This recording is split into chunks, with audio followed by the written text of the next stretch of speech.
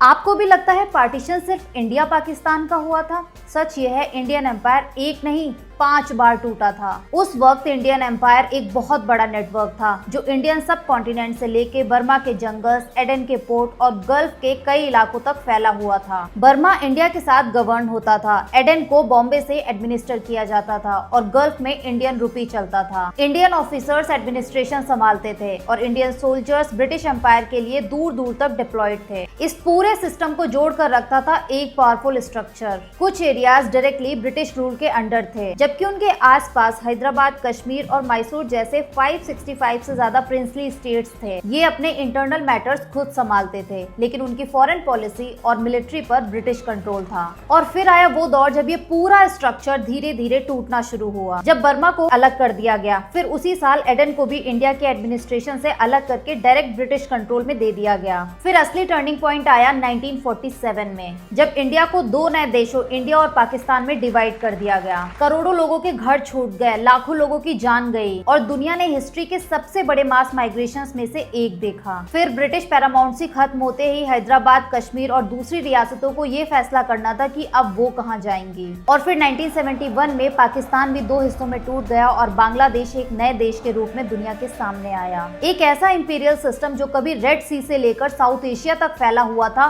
पूरी तरह से ट्रांसफॉर्म हो चुका था। उसकी जगह आज के इंडिया, पाकिस्तान, बांग्लादेश, म्यांमार और दूसरे मॉडर्न नेशंस ने ले ली। ये सिर्फ पार्टीशंस की कहानी नहीं है, ये इंडिया के सरवाइव करने, इवॉल्व करने और फिर से खुद को डिफाइन करने की कहानी है। जय हिंद।